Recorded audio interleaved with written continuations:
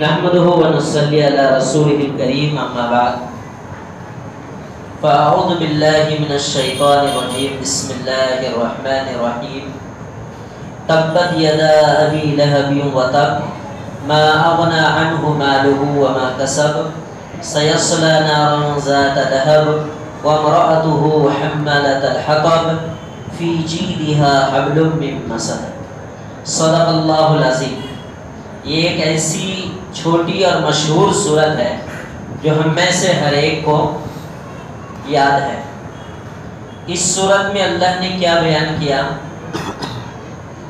اس سورت کے مضمون کا عنوان ہے گستاخ رسول کی سزا۔ اب گستاخ رسول کی سزا کسی مولوی صاحب نے بیان نہیں کیا، بلکہ گستاخ رسول کی سزا کس نے بیان کی؟ اللہ نے بیان کی ہے۔ اس سے اندازہ ہوا جو بھی نبی کی گستاخی کرے گا وہ سزا کا مستحق ہوگا۔ دنیا کی حکومت سزا دے یا نہ دے، اللہ اس کو سزا دے گا۔ دنیا کی طاقت اس کو سزا دے پائے یا نہ پائے، مگر احکم الحاکمین والی طاقت اسے سزا ضرور دے گی۔ اور یاد رہے جو بھی گستاخ رسول ہوا وہ اللہ کی پکڑ سے کبھی بچ نہ سکا، وہ ضرور اللہ کی پکڑ میں آیا ہے۔ اگر کسی کے متعلق ہم اور آپ یہ سنیں یا دیکھیں یا گمان کیے کہ انہیں تو سزا نہیں ملی، لیکن ہم نے ان کے دل و دماغ کو ٹٹول کر نہیں دیکھا کہ اللہ نے ان کو کیسی سزا عطا فرمائی ہے۔ تو کبھی ایسا ہوتا ہے، کہتے نا اللہ کی لاٹھی میں آواز نہیں ہوتی۔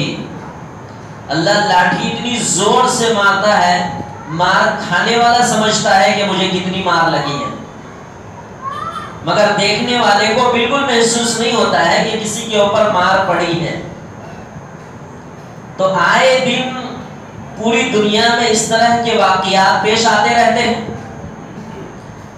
سب سے بڑی تعجب کی بات تو یہ ہے کہ ہمارے نبی کے گزرے ہوئے کتنے سال ہو گئے؟ 1450 سال پورے ہونے کو جا رہے ہیں۔ 1450 سال ابھی موجودہ دنیا میں کائنات کے کسی انسان نے نبی کو دیکھا ہے؟ پھر آپ کو اتنی تکلیف کیوں ہے؟ موجودہ دور کے کائنات کے موجودہ انسان نے کیا نبی صلی اللہ علیہ وسلم کی رفاقت کبھی ساتھی بنا ہے؟ اٹھا بیٹھا ہے، چلا پھرا ہے، سفر کیا ہے، بات چیت کیا ہے؟ کچھ نہیں۔ تو وہ گمان میں بھی نہیں، مگر اتنی تکلیف پھر بھی کیوں ہے کہ نہیں سوال؟ میرا دادا گزر گیا، آپ کا پردادا گزر گیا، لکڑ دادا گزر گیا، پکڑ دادا گزر گیا، سکڑ دادا گزر گیا۔ کسی کو ان کی تاریخ اور ڈیٹ معلوم ہے؟ آپ ان 4 دادوں کے نام اور اس کی حالات زندگی جمع نہیں کر پا رہے ہیں، اور یہاں 1450 سال ہو گئے نبی کے گزرنے کے، زبردستی اپنے زبان پر ان کو لا رہے ہیں۔ اپنے پردادا، لکڑ دادا، پکڑ دادا کو کیوں نہیں لاتے اپنی زبان پر کہ وہ کیسے تھے؟ کبھی ان کا تذکرہ تک نہیں کیا تمہاری زبانوں پر کہ ان کی زندگی کیسی تھی، وہ کیسے رہتے تھے، کون سی سواری پہ چلتے تھے، کیا کھاتے تھے، کون سے جھوپڑے میں رہتے تھے؟ کبھی اپنے دادا پردادا کی تاریخ تو اسٹیج سے بیان نہیں کرتے، اور ایک کائنات کا حسین انسان جس کی زندگی اتنی صاف ستھری اور کلیئر ہے، اس کے متعلق 1400 سال بعد کے لوگ کہتے ہیں کہ وہ غلط تھے، وہ ایسے تھے، وہ ویسے تھے۔ اس سے اندازہ کیا ہوتا ہے کہ جو اتنی پاکیزہ زندگی پر اس طرح کی چیزیں تلاش کرے وہ خود غلط ہوتا ہے۔ یہ تو ہو گیا ایک موجودہ دور کا ایک پس منظر، مگر یاد رہے بزرگوں، گستاخ رسول یہ کوئی 2024 2023 22 20 والے زمانے کی بات نہیں ہے۔ گستاخ رسول نبی کے زمانے میں بھی موجود تھے، مگر زمانہ نبوت میں جس نے بھی حیات نبوت میں جس نے بھی گستاخی کی اس کا جواب کس نے دیا ہے؟ اللہ نے جواب دیا ہے، اور وہ جواب قرآن بن گیا ہے۔ مشہور سورت ہے تبت یدا ابی لہب، یہ کس موقع پر نازل ہوئی؟ نبی صلی اللہ علیہ وسلم نے نبوت کا اعلان کیا بالکل ابتدائی زمانے میں۔ کتنا ابتدائی زمانہ کہ نبی جی آپ اپنے خاندان کے لوگوں کو جمع کیجئے اور جمع کر کے آپ یہ میسج دیجئے، پیغام دیجئے کہ میں اللہ کا نبی ہوں۔ کوہ صفا پہ کھڑے ہو کر نبی نے اعلان کیا، تمام قبائل کے لوگوں کا نام لے کر کے اعلان کیا کہ اے فلاں قبیلے کے لوگوں، اے فلاں قبیلے کے لوگوں، اے فلاں قبیلے کے لوگوں، اعلان کیا۔ سب دھڑا دھڑ جمع ہوئے۔ کیوں جمع ہوئے؟ آج کے زمانے کے حساب سے اس کی مثال یہ ہے کہ اگر اذان کے وقت کے علاوہ اگر مائک چالو کرے تو سب کوئی کان کھڑا کر لیتے ہیں کہ اعلان کیا ہو رہا ہے۔ اگر 9 بجے 10 بجے دن کو اگر مائک چالو ہو اور بولے ایک ضروری اعلان سماعت فرمائیں تو کس طرح اپنے کھڑکی میں کان لگا کر سنتے ہیں۔ اس زمانے کا ماحول تھا کہ اگر کسی بلند جگہ پر کھڑے ہو کر آواز لگاویں تو فوراً صاحب سب کان کھڑے کر لیتے تھے کہ کوئی خاص بات کا اعلان ہو رہا ہے۔ تو نبی پاک علیہ السلام نے جب اس طرح آواز لگائی تو سارے لوگ خاندان کے اور قرب و جوان کے جمع ہو گئے۔ آپ صلی اللہ علیہ وسلم نے وہاں پر لوگوں سے ایک مثال دے کر بات ارشاد فرمائی کہ اے لوگوں، اگر میں یوں کہوں کہ ایک دشمن اس پہاڑی کے پیچھے ایک دستہ ایک لشکر چھپا ہے اور تمہارے اوپر حملہ آور ہونے والا ہے تو کیا تم میری اس بات کی تصدیق کرو گے؟ کہنے لگے کیسی بات کرتے ہیں جناب عالی، ہم نے تو زندگی بھر آپ کو امانت دار اور سچا پایا ہے، کبھی جھوٹ بولتے ہوئے ہم نے نہیں دیکھا، امانت میں خیانت کرتے ہوئے ہم نے کبھی نہیں دیکھا، ہم تصدیق کریں گے۔ تو کہنے لگے تمہاری اس موجودہ زندگی کے پیچھے ایک اور زندگی ہے جس کو آخرت کی زندگی کہتے ہیں، اس زندگی میں خوشحال رہنے کے لیے ایک اللہ کو مانو اور مجھے اللہ کا نبی مانو۔ لوگوں کا مزاج بگڑ گئے، جس نے بھی جو کہا سو کہا، مگر اپنے سگے چچا ابو لہب نے کیا کہا؟ تبن لک الہذا جماعتنا، تو ہلاک اور برباد ہو جائے، اسی لیے آواز دے کر تم نے ہم کو یہاں پر جمع کیا۔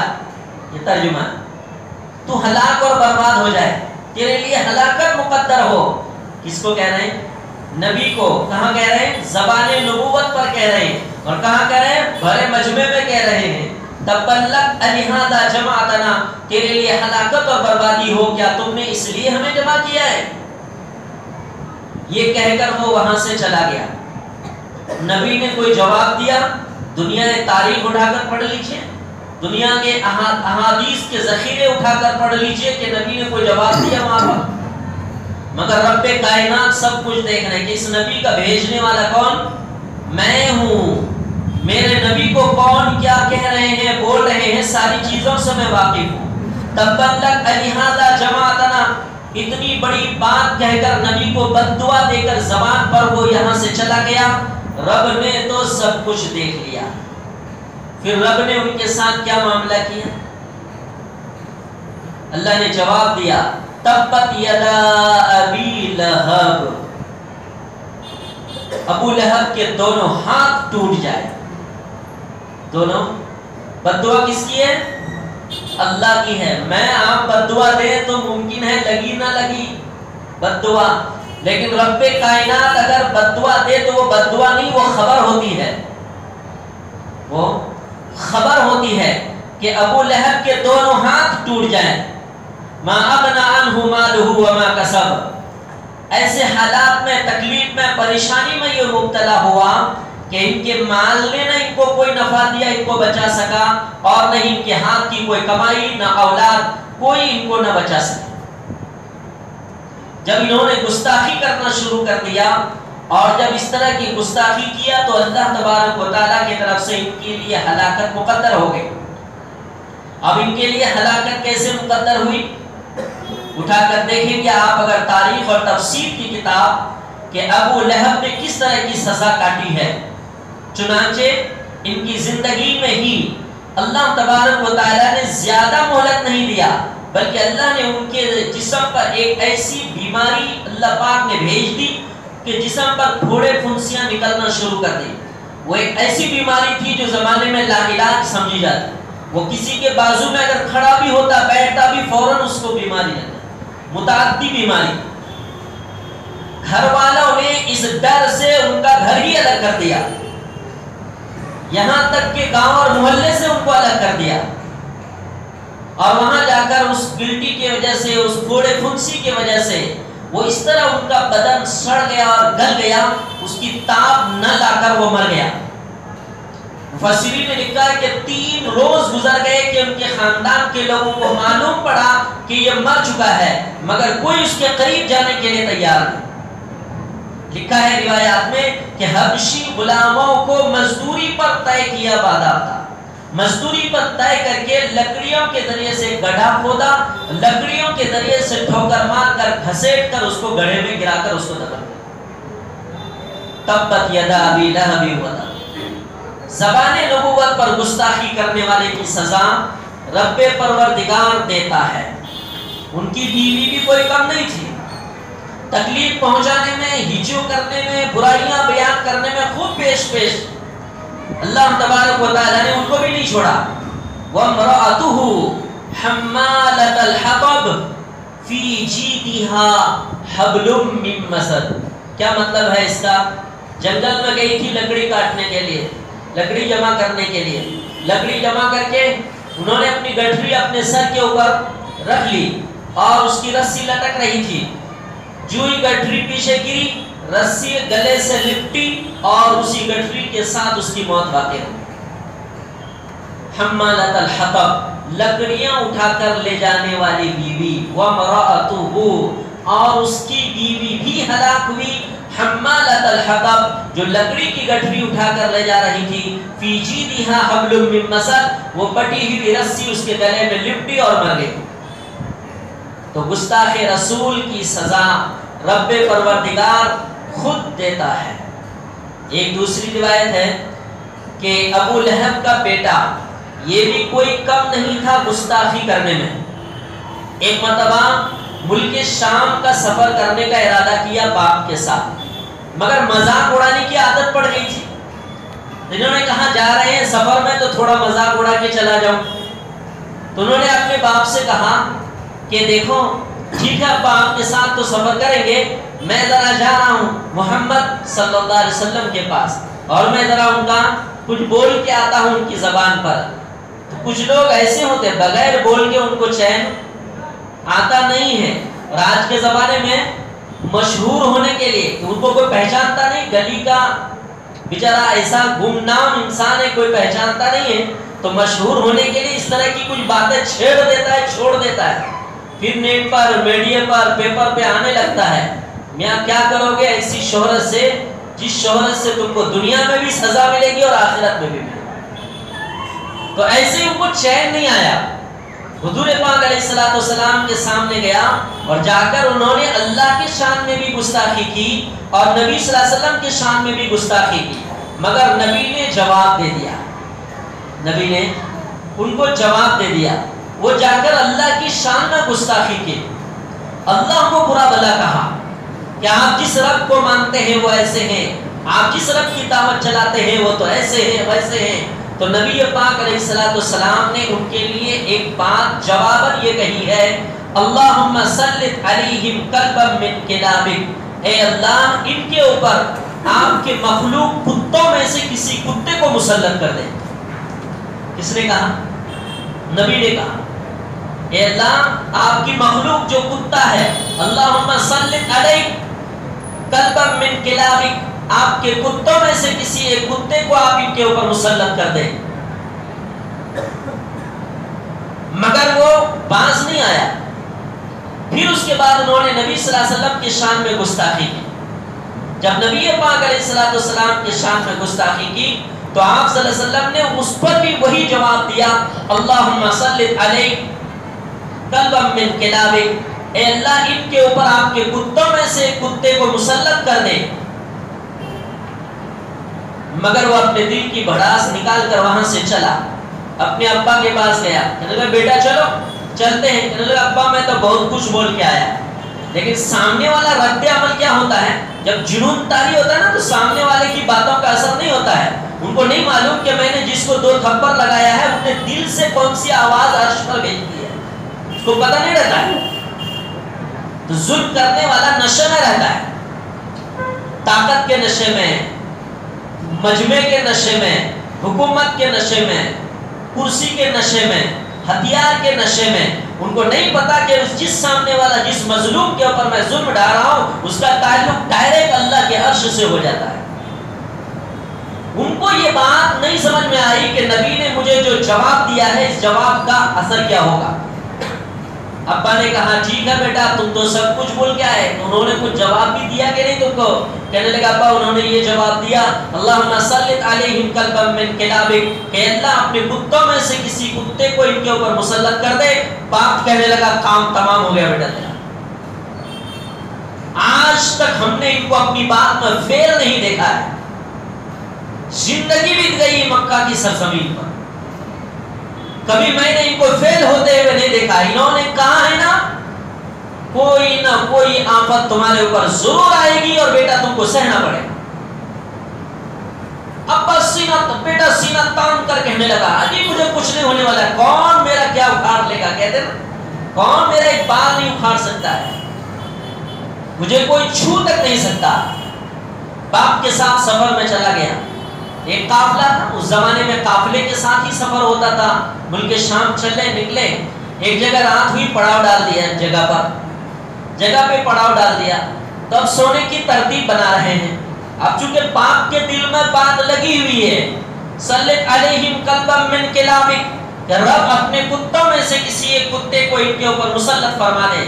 باپ کے دل میں خوف تھا کہ میرے بیٹے کے اوپر کس وقت کس طرح کا حملہ ہو جائے میں سوچ نہیں سکتا. لوگوں کی ترتیب بنائی، ایک بڑی تخت بنائی، اونچی تخت بنا کر اس تخت کے اوپر اپنے بیٹے کو سلایا اور لوگوں سے یوں کہا تم لوگ اس کے چاروں طرف بستر لگاؤ. سب کوئی اس کے چاروں طرف بستر لگائے اور بولے کہ دیکھو یہ میرا نور نظر، میرا لخت جگر ہے.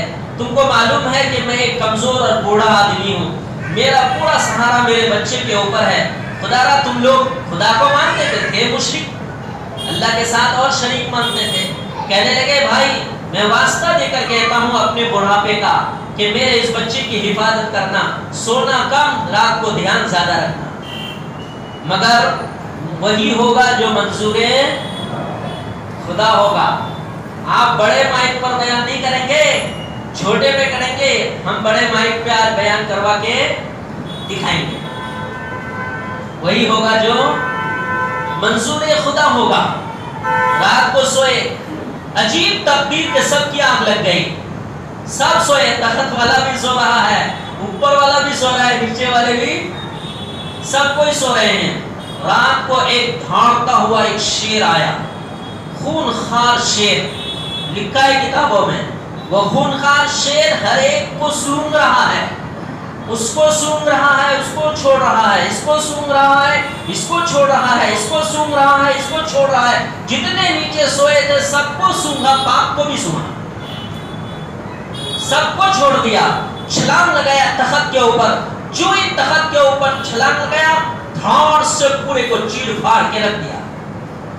اندازہ یہ ہوتا ہے گستاخ رسول کے جسم میں عجیب بدبو ہوتی ہے. شیر نے اس بو سے پہچان لیا. نیچے والے جنہوں نے گستاخی نہیں کی تھی ان کے جسم پر وہ بدبو نہیں تھی. جو گستاخ ہوتا ہے اس کے جسم پر بدبو تاری ہوتی ہے. ایک شیر کو بھی بے زبان جانور جو انسان کی طرح نہیں بولتا ہے اسے بھی پتا چل جاتا ہے کہ گستاخ رسول کے جسم کی بدبو کیسی ہوتی ہے. بیٹا بھی وہاں پر کیا ہو گیا؟ ہلاک ہوا. باپ کا وہ انجام ہوا بعد میں، بیٹے کا یہ انجام پہلے ہی ہو گیا. نہیں معلوم بیٹا پہلے جائے گا یا باپ پہلے جائے گا، مگر گستاخ رسول کی سزا رب کائنات ضرور دیتا ہے. اسی زمانے میں نبی حیات سے ہیں، جس نے بھی گستاخی کی ہے اللہ تبارک و تعالیٰ نے اسے کڑی سزا دی ہے. اب آپ دیکھیے آگے قرآن کریم میں اگر آپ پڑھیں پڑھیں گے، الحمدللہ درس قرآن ہوتا ہے، گاہے بگاہے باتیں آتی رہتی ہیں ایک طرف سے. جو لوگ مستقل بیٹھتے ہیں فجر کی نماز کے بعد، انہیں محسوس ہوتا ہے کہ اللہ پاک نے کیا کیا بیان کیا ہے قرآن میں. قرآن کریم میں کئی قسم کی گستاخیاں نقل کی گئی. ایک جگہ اللہ تبارک و تعالیٰ نے سورہ قلم میں گستاخی نقل کی، وَإِن يَكَادُ الَّذِينَ كَفَرُوا لَيُزْلِقُونَكَ بِأَبْصَارِهِمْ لَمَّا سَمِعُوا الذِّكْرَ وَيَقُولُونَ إِنَّهُ لَمَجْنُونٌ. نبی جی جب آپ چلتے ہیں نا تو لوگ آپ کو آنکھ مارتے ہیں. آنکھ مارنے کا مطلب کیا ہے؟ دشمنی میں، حسد میں کوئی کسی کو یوں کہتا نا، اشارے کرتے ہیں، آئبرو سے اشارہ کرتا ہے، آنکھ سے دیکھو دیکھو ہو جا رہا ہے، دیکھو دیکھو. ایسے نبی کا مذاق اڑاتے تھے آنکھیں مار مار کے. اور پھر کیا کہتے تھے؟ انک لمجنون. زبان پر آ کر یوں کہتے تھے یہ تو پاگل ہے. مجنون کس کو کہتے ہیں؟ پاگل کو ہی تو مجنون کہتے ہیں. انک لمجنون، بے شک آپ کے پاگل ہونے میں کوئی شک نہیں ہے. انکا یہ عربی کا لفظ ہے. ان منا بے شک، کوئی شک نہیں ہے آپ کے پاگل ہونے میں. تو اللہ تبارک و تعالیٰ نے جواب دیا ہے، نون والقلم وما یسطرون.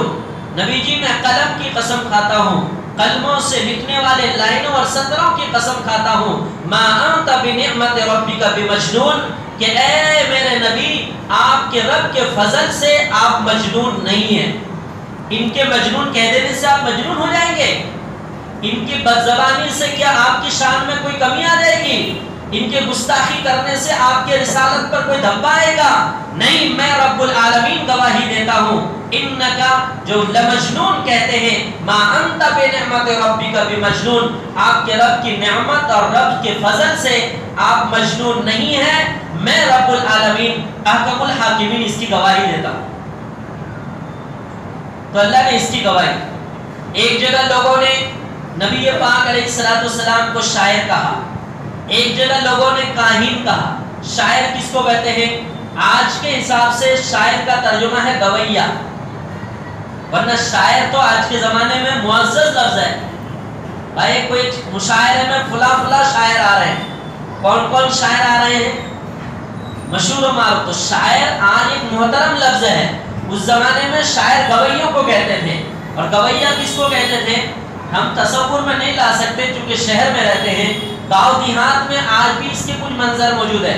جو لوگ جانور چرانے کے لیے کھیت کی طرف جاتے ہیں، جن کا وہی کام ہے دن رات جانور چرانا، کھیت میں رہنا، وہ ایک بانسری ساتھ میں لے کے جاتے ہیں، بانسی بجاتے رہتے ہیں. تو اس زمانے میں ایسے ہوتا تھا. جو اس طرح بیکار قسم کے لوگ ہوتے تھے نا، جس طرح آج کے زمانے میں کہتے ہیں آوارہ قسم کے لوگ، تو وہ ایک بانسری لے کر پہاڑی کے اوپر جا کر بیٹھ جاتے تھے اور وہ بانسری بجاتے رہتے تھے. اس کو کہتے تھے گویے. تو نبی صلی اللہ علیہ وسلم کو گویے کیوں کہتے تھے؟ آپ قرآن جب پڑھتے تھے تو زبان نبوت سے قرآن کتنا خوبصورت نکلے گا. تو خوبصورت دکھنے کے بجائے ان کی نظر خراب ہو گئی. کالا چشمہ لگائیں گے تو لال دکھے گا یا وائٹ؟ کالا ہی دکھے گا. تو نبی قرآن پڑھ رہے ہیں تو ان کو گویے سمجھ میں آ رہے تھے. اسی طرح نبی صلی اللہ علیہ وسلم کو لوگ کاہن کہنے لگے. کاہن کس کو کہتے ہیں؟ کاہن کہتے ہیں آج کے حساب سے بابا گیری کو. بابا کس کو کہتے ہیں؟ آپ کو اگر کوئی تکلیف ہے تو کسی عامل کے پاس چلے جائیے. آپ کو اگر 3 تکلیف ہے نا تو 10 تکلیفیں اور بتائے گا. آپ کے گھر میں 40 خبیث ہیں، آپ کے گھر میں 80 بھوت ہیں، آپ کے گھر پر اس نے فلاں نے جادو کر دیا ہے، آپ کے گھر پر آپ کے پڑوسی والوں نے روزی میں بندش لگا دی ہے، وہ ساری چیزیں آپ بتائے گا. اتنا بڑا غیب کا علم جانتا. پھر کیا کہتا ہے؟ یہ تعویذ لے جاؤ، یہ گنڈا لے کے جاؤ، اور یہ دکان لاؤ، یہ فلاں لاؤ، یہ فلاں لاؤ، اور پھر یہ سب ساری چیزیں لا کر کے مندر بنا کے رکھ دیتا ہے ان کے گھر. کیا کرتا ہے؟ اب وہ بیچارہ جب 2 چیزوں کا بیمار تھا، اب وہ 10 چیزوں کا بیمار ہو گیا. حضور صلی اللہ علیہ وسلم کو لوگ کاہن کیوں کہتے تھے؟ حضور صلی اللہ علیہ وسلم کو کہتے ہیں نا جیسی عینک ویسے دکھائی دے.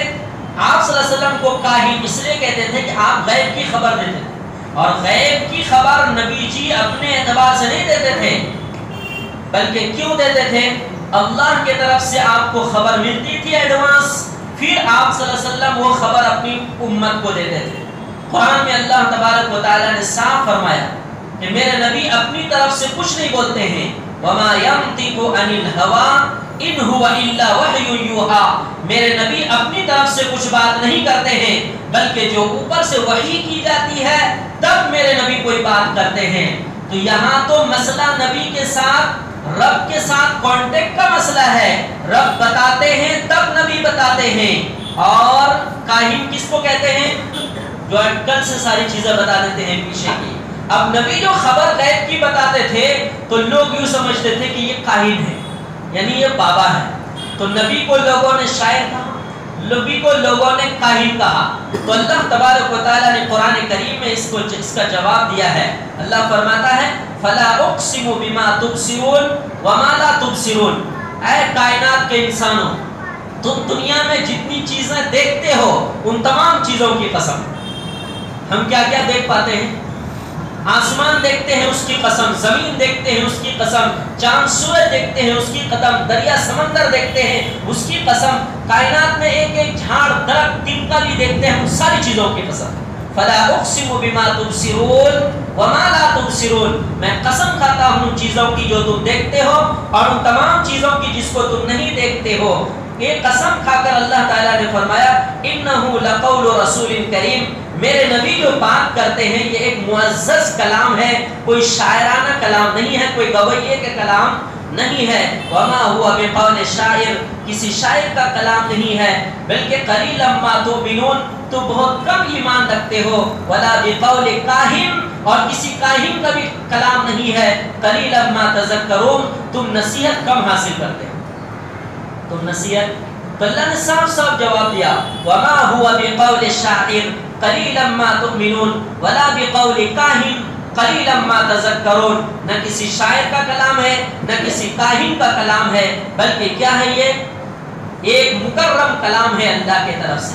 تو نبی کی شان میں اس زمانے میں بھی گستاخی ہوئی ہے، تو کسی کو اللہ نے سزا دے کر جواب دیا ہے اور کسی کو اللہ پاک نے زبان سے یعنی قرآن کی آیت بنا کر اللہ پاک نے جواب دیا ہے۔ جواب تو اللہ نے یہاں پر دے دیا، لیکن جب جواب دیا گیا اور اللہ نے پکڑ لیا کہ یہ گستاخ ہے تو یہ آخرت میں بچ جائے گا؟ کسی بھی صورت میں وہ بچ نہیں سکتا ہے۔ ایک اور آگے واقعہ ہے کہ گستاخ رسول پر کیا کچھ نہیں ہوتا ہے۔ قرآن کریم میں اللہ تعالیٰ نے فرمایا جو گستاخی کرتا ہے وہ ایک باپ کا بیٹا نہیں ہوتا ہے، یہ قرآن کہتا ہے۔ گستاخی وہی کرے گا جو کئی لوگوں کا بیٹا ہوگا، جس کی ماں صحیح نہ ہوگی وہی گستاخی کرے گا۔ کون کہتا ہے؟ قرآن کہتا ہے۔ اب ہم دیکھتے جائیں زمانے میں، ہر سال دیکھتے جائیں، جو کچھ جو بولتا ہے ہم ایمان رکھتے ہیں قرآن پر، یہ بولنے والا صحیح انسان نہیں ہے۔ ان کو پتا ہو نہ ہو لیکن رب کو تو پتا ہے، بولے گا وہی جو صحیح نہیں ہوگا، جو صحیح ہوگا وہ کبھی نہیں بولے گا۔ یہ قرآن کریم میں اللہ نے بیان کیا ہے۔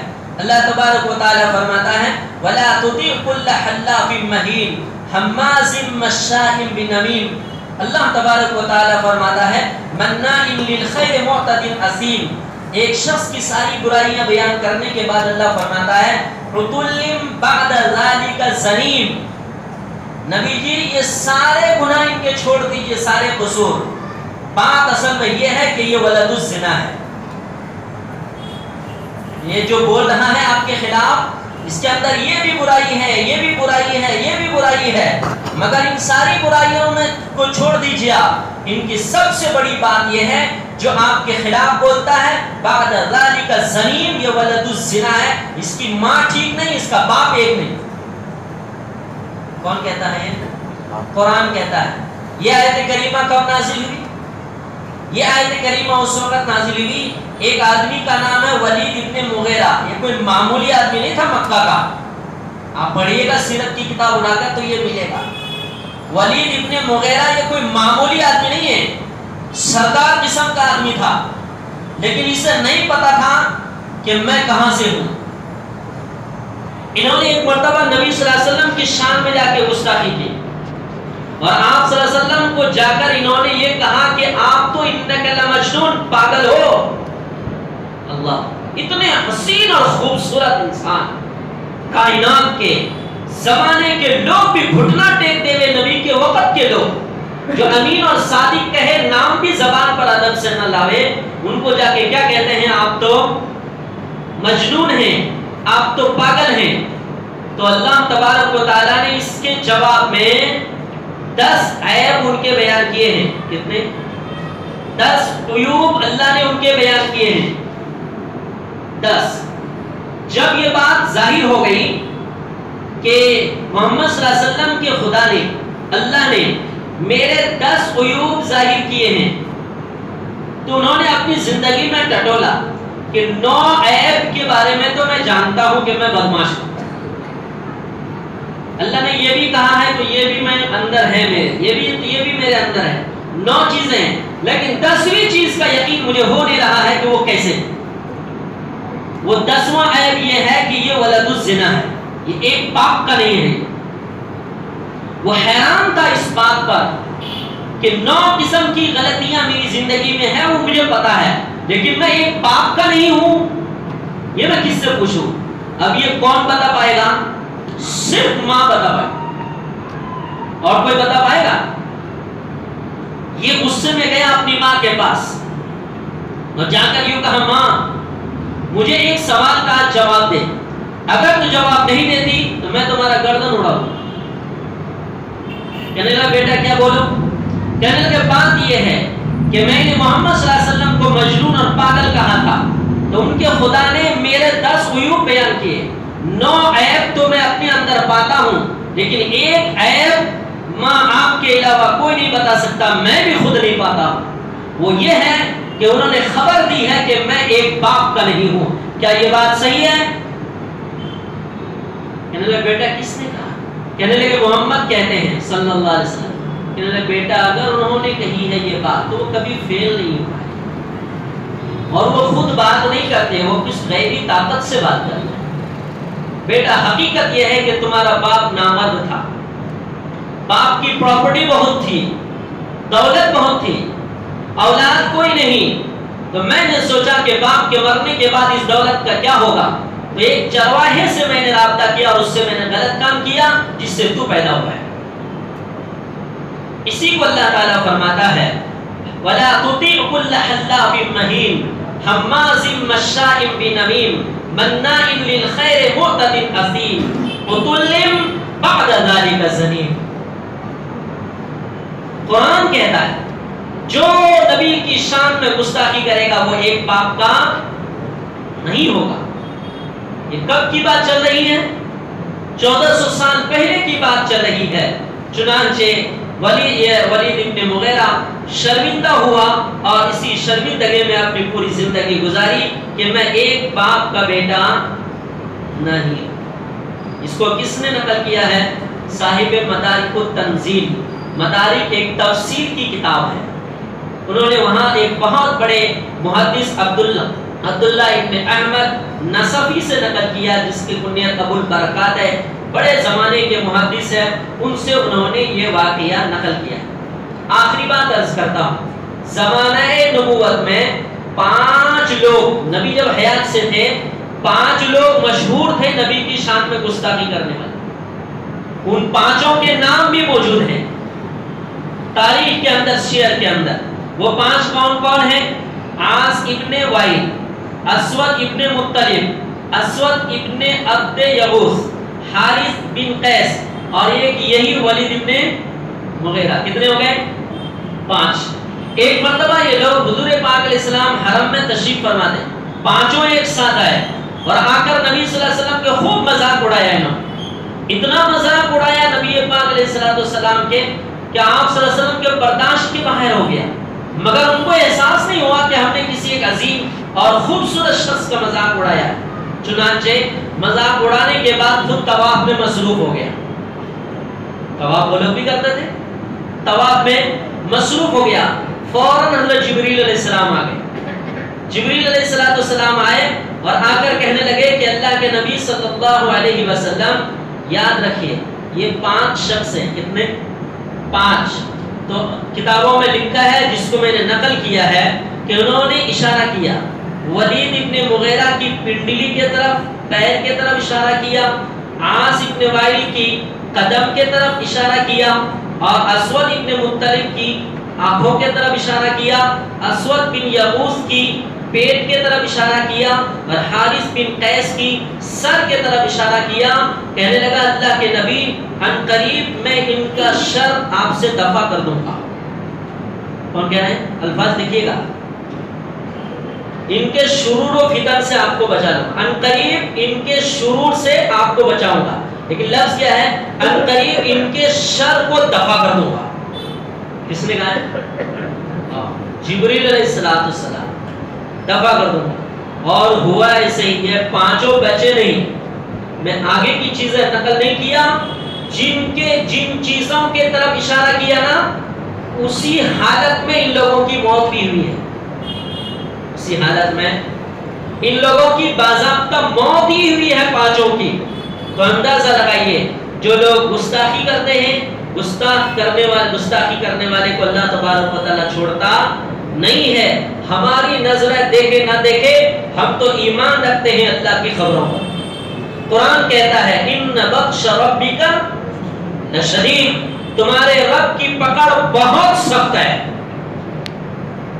ان ربک لبالمرصاد، آپ کا رب تاک لگائے ہوئے بیٹھا ہے، ہاتھ میں بیٹھا ہے تاک لگا کر۔ رب پروردگار نہیں دیکھتا ہے، وہ علیم ہے، وہ خبیر ہے، وہ بصیر ہے، دیکھتا بھی ہے، علیم ہے، سب جانتا بھی ہے، اور خبیر ہے، ساری چیزوں کی خبر بھی رکھتا ہے۔ ان ربک لبالمرصاد، تمہارا رب ہاتھ میں بیٹھا ہوا ہے، جب پکڑے گا، پکڑنے کا وقت آتا ہے، اللہ تبارک و تعالیٰ نقد نہیں پکڑتا، فوراً نہیں پکڑتا، یہ تو اللہ کی شان رحیمی ہے۔ اگر اللہ کا یہ قانون ہوتا نا کہ اللہ گناہوں پر نقد پکڑے، تو ہم میں سے یہاں جتنے ہیں نا، ہم بھی صبح شام مار کھائیں گے۔ تو کتنا کرم ہے رب پروردگار کا کہ رب نے وہ نظام نہیں بنایا کہ نقد سزا دے۔